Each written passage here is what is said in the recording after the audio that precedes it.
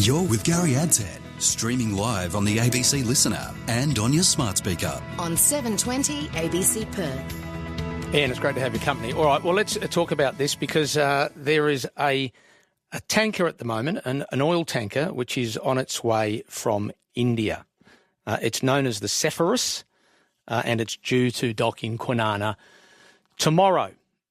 Now, information was provided to me that this is a vessel that has come from India, from a particular port and refinery that has now come into question from the European Union as it applies sanctions to Russia. We'll start with that and figure it out from here.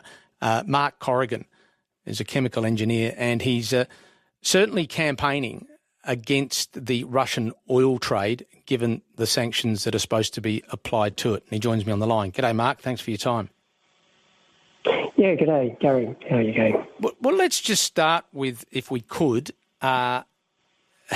these ships that arrived, if I could ask you, in Sydney, in New South Wales, which brought attention on them. Tell us about those. All right, so a few weeks ago, I normally deal with data in hindsight. So I go through spreadsheets of very boring shipping news and talk about the trends. But I happened to see this one tanker was arriving in Botany Bay with a 75,000-tonne load from this refinery in India. And then I saw another one was following it. And actually the two ended up in Botany Bay at the same time. So 2 out of the 3 tankers that were in Botany Bay were delivering fuel, a total of 175,000 tonnes, from the Jamnagar refinery, which is owned by Reliance Industries. And they were both dumping the load. Right. Now, if I could just take you to Jamnagar in India, yeah. What do we know about that as a refinery and how it's been looped in terms of the Russians and the sanctions that are on their oil? So the Jamnagar refinery, which probably most people have never heard of, it's owned by Reliance Industries. It sits in Gujarat on the west coast of India, and it's the biggest refinery in the world. We buy a heck of a lot of fuel from this refinery. It's the main Indian supply to Australia. Probably about 90% of our Indian supply comes from this one refinery. And at the minute, Russian crude makes up about 50% of its raw material. So about half of the crude that goes into that refinery is coming out of Russia? That's right, yep, from all different ports in Russia, including ports from the east coast over at the end of the Siberian pipeline. But comes from the Black Sea, comes from the Baltic, goes down to India, gets refined, and then sanitised, it comes to Australia. Now, that's the question. How do we know, and I know that you've got an explanation, but how do we know that the vessels that make their way to Australia are carting the Russian crude that's been processed? Well, it would beg a belief that they put aside a special load for Australia when Australia doesn't have any laws that prohibit the import of that sanitised fuel. Even though it's been refined from Russian fuel, Russian crude, it's not against the law. It's just about to become against the law in the EU, but Australia as yet hasn't made any moves to follow suit. And just to understand it, the crude that comes out of Russia that goes to India, there's no there's no trade sanctions or sanctions at all in relation to oil that India have applied to Russia, have they? They're not part of any of the international sanctions on Russia, and that's why they keep accepting their oil. That's right. India, I hate to say it, but India is having field day.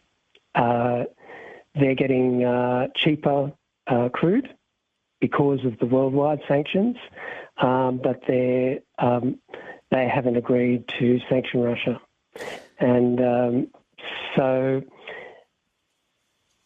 perhaps 30% of tankers that supply India with the Russian crude are actually part of the shadow fleet, and they're sanctioned either by the EU, by the UK, or by Australia.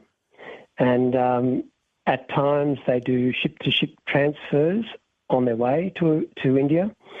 And I looked at one particular load where it changed from an EU-sanctioned tanker to an Australian-sanctioned tanker, and then kept going to India. And then after being refined, then the product ends up coming to Australia by unsanctioned tankers. But Australia doesn't have any jurisdiction over tankers that are on the other side of the Indian node. They can only apply sanctions to tankers that arrive in Australia. So it's a very cynical trade that we're dealing with. Well, OK, then how do we get to a point where Australia would be in a position to be sure that the tankers that are leaving India, and particularly that have gone through this refinery, the oil that's on board it, how would Australia get to a position where they could say, prove to us that it's not from Russia? We need to follow suit with the EU. If we don't do that, the EU is bringing in just brought in a regulation that prohibits the import of fuel that from a refinery that is using Russian crude. So in other words, they've essentially, the EU are introducing sanctions against Jamnagar refinery and others. They will, yeah. They're not the refinery in particular. If the refinery chooses to not use Russian crude, that's fine. Right. But there is one refinery just a few k's down the road from Jamnagar, which is called Vadnar, which is half owned by Rosneft, the big Russian oil company that's largely state-owned. They've actually put a sanction on that refinery in particular. And a BP tanker, well, BP is obviously important to Perth, a BP tanker 2 days ago was just about to load up at this refinery that has now been sanctioned. They were just about to load up. They turned around and left because they suddenly had the EU sanctions coming into force, and they obviously look concerned. All right, I'm talking to Mark Corrigan, who's a chemical engineer and, of course, an anti-Russian oil trade campaigner, and he's doing a lot of research on it. So just a simple question, though. If this tanker, it lands in Kwinana tomorrow, which it will, no doubt. Just a correction. The schedule shifts. It's now Sunday morning. Sunday morning, all right. Let's go for Sunday morning. It's due in here.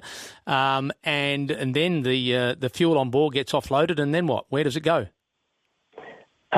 It's diesel, so anyone with their diesel ute or mining vehicles will be using oil that has started off as a hydrocarbon out of a Russian well. You can't avoid it. Drivers cannot avoid this because unless the Australian government takes action, every fuel company in Australia is importing this fuel. And do you think the Australian... which is a depressing fact, but that's... I think of it every time I fill up my ute. Right. But I mean, when you fill up your ute, you don't... you can't question where, at that point in time, where it's coming from, can you? Because, I mean, the person inside the service station's not really going to know, are they? No, but I know that this fuel that comes out of Jamnagar is imported into every terminal in Australia by every fuel company.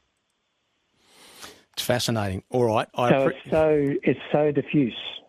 Yeah, okay. Well, we'll keep talking about it at some point. I do appreciate you joining us, Mark. That's fine. That's good to talk. Good on you. Mark Corrigan there, who's been, as you can tell, researching heavily where this oil that becomes fuel that goes into our vehicles is coming from. I'm about to talk to someone else that's got some real concerns about that. You're with Gary Adshead, streaming live on the ABC Listener and on your smart speaker. On 720 ABC Perth. Indeed. Now, Kateryna Argyrou is the chair of the Australian Federation of Ukrainian Organisations and joins me on the line. Thanks very much for your time, Kateryna. Thank you for having me, Gary. What do you know about this situation where Russia may have found a way around those sanctions? Well, let me put things into perspective for you if I can. So not only do I represent the Ukrainian community here in Australia, I have my entire family back home in Ukraine. Exactly 2 weeks ago, I was visiting Kyiv, visiting my family in Ukraine. And on July 3rd, that was when Kyiv was hit with a massive air attack. It was the biggest one so far of the war, 539 drones and about a dozen missiles that hit Kyiv. It was by far the scariest night of my life. The entire city was ablaze, and it was difficult to breathe. The next morning, we got official instructions, that we were not allowed to open our windows because of the dangerous materials that were in the air and just how much the city was ablaze. And so this is personal then, is what you mean, for you? Absolutely. It's personal not only for me, for every single member of my family that's under a daily attack. You would have seen in the news that Odessa was severely hit last night. I was just in touch with an emergency service worker that's currently looking for a man that was trapped under the rubble. And so why this is so important for our community is because those drones and those missiles are funded by things like the export of Russian oil. That Russian oil that unfortunately Australia imports, the taxes that are paid on that go directly to the Kremlin, go directly to funding Russia's war machine and committing war crimes against Ukrainians. So from a community perspective, we have been advocating for military aid for Ukraine because that's the only way that Ukrainians can defend themselves. But currently, right now, our biggest campaign is to try and get the Australian government to hear us, that in terms of moving the dial, this is probably the biggest thing that Australia and the Australian government can do, because Australia has sent about $1.5 billion worth of aid to Ukraine, which we are grateful for every piece of equipment and every single bit of humanitarian aid that has been sent. But Australia, at the same time, has sent the Kremlin even more than that. They've sent the Kremlin $1.8 billion at least in taxes paid on this oil. So that's why, in terms of what can actually move the dial, help Ukraine and support Ukrainians in their fight for freedom and independence, is by turning off the taps and stopping Australia to paying for Russian oil. Yeah, and I think the estimation at the moment is that of that Russian oil, about $3.7 billion of it has been refined through these Indian refineries that we talked about, and then, of course, it lands here in Australia. Can I ask you, it's obviously you would accept a loophole that Russia and India are exploiting, essentially. Is our government fully aware of it, do you think? Simple answer, yes. We, as the Australian Federation of Ukrainian Organisations, are in regular contact with different government representatives. The person that we've spoken to directly on this is Minister Penny Wong. We have thanked her immensely for everything that Australia has done, and specifically her advocacy and her action on helping Ukraine. And we highlighted that when Australia recently announced additional sanctions banning the Shadow Fleet and slapping sanctions on another 37 entities and individuals that are involved in supporting Russia's war crimes against Ukraine. We expressed our thanks to the Australian government for that. But in the same conversation, we mentioned that Australia really has to take another step and close this sanctions loophole, because independent research by CREA has identified Australia as the largest country. So the EU was in the number one place, and the EU has now passed sanctions banning refined Russian oil from third countries.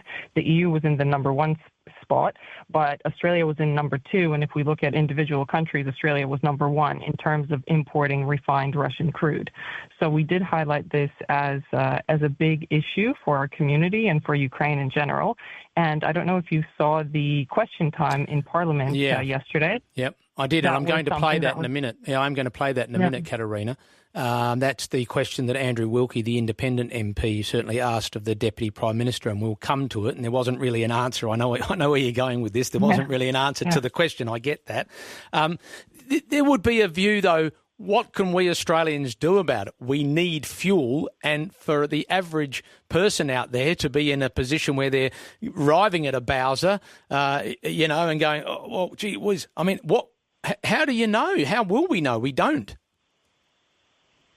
Well, if you look at the companies that are importing it, there are companies like Ampol, BP. All of these companies have environmental, social governance policies in place. They have, most of them have adopted things that would eliminate them from participating in modern slavery.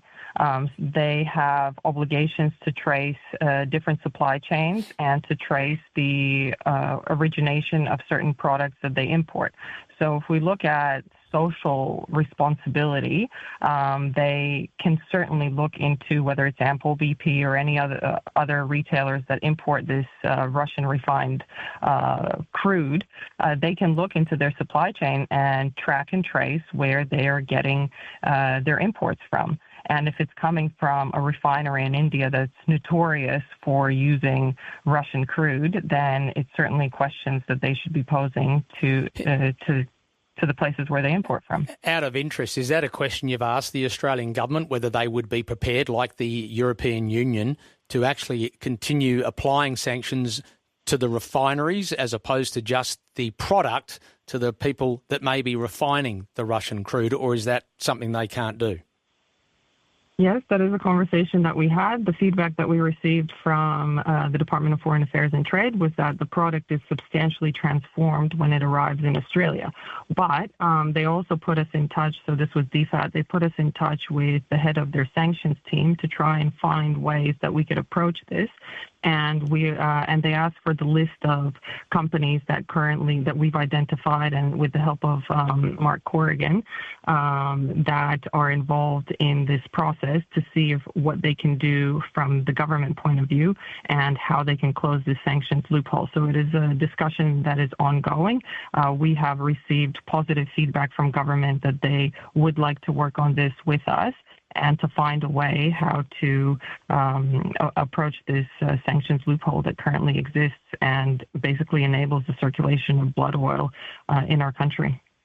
Well, look, it's been an insight, and I know that this is something that you've been fighting against for some time now. I wish you all the very best of luck going forward, and appreciate you joining us here on the Drive program in Perth. Thank you very much, Gary, for helping us highlight this issue, and hopefully we will close this sanctions loophole. Kateryna, thank you. Kateryna Argyrou there, chair of the Australian Federation of Ukrainian Organisations. They simply say that if we're prepared to sanction Russian crude, for the reasons that we all know about, then we need to look at where it's being refined and sent off to places like Kwinana and the east coast of Australia. That's the question. Will our government do that? Now, Andrew Wilkie, as you heard us just talk there, he's an independent MP from Tasmania. He certainly seems to be across the issue that's concerning people around this Russian crude managing to avoid these sanctions through Indian refineries and others. He asked a question of the Defence Minister and, of course, Deputy Prime Minister Richard Marles when Parliament resumed yesterday. Deputy Prime Minister, in July, 2 vessels were reportedly docked in Botany Bay with some 175,000 tonnes of petrol from the Jamnagar refinery in India, which uses up to 55% Russian oil. So these vessels effectively carried some 90,000 tonnes of Russian-sourced petrol paid for by Australians, which will help fund Putin's war in Ukraine.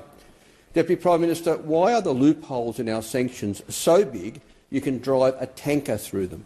In relation to the question of sanctions, sanctioning Russia is a critically important part of what we need to do in terms of supporting Ukraine in its efforts to resist Russia. At that same NATO summit, I announced increased sanctions to an additional 44 people and entities, which now means that in total there are about 1,500 people and entities in Russia which are the subject of Australian sanctions, which sees a significant impact on the Russian economy in areas such as electronics, areas such as energy, areas such as finance. And it is a really important part of what we need to be doing to contest Russia in this moment. Yeah, that's the Deputy Prime Minister, Defence Minister, Richard Marles. And I'm not being glib here, but he doesn't answer the specific question, which is in relation to oil tankers arriving in Australia with refined Russian crude oil. It didn't sound like the government of the day was ready to investigate whether that was actually what was going on. And that might well be, as some people on the text line are suggesting, well, we need it. What else can we do? I don't know if it's that simple, but certainly if the sanctions that are in place in relation to Russia's oil from Australia were then extended into the refineries that are dealing and processing that crude and sending it off to Australia, if they were in place there, that might make a difference. That's certainly what the European Union are doing. And I noted when they decided to introduce this latest batch of sanctions relating to the crude oil, they said, and this is quoting, we're going after 105 more shadow fleet ships, and there's all these ships that sail around the world carrying this stuff. We're going after the fleet ships, we're going after their enablers, and we're going to limit Russian banks' access to funding. For the first time, we're designing a designated flag registry, in other words, the flags of the ships. And the biggest Rosneft refinery in India will be included in the sanctions, and that's this Rosneft being a Russian oil and gas company. Like I said, I don't know. Yes, we all go to a Bowser and we all put fuel in, be it diesel or unleaded or whatever. We are not in a position as members of the public to stop and go into the service station and ask the person behind the counter, hey, where's your fuel coming from? That's far-fetched. But surely the federal government could be doing more than they are. If they are accepting that this is coming here, then perhaps they need to do something about it. 1300 222 720 if you want to have that conversation.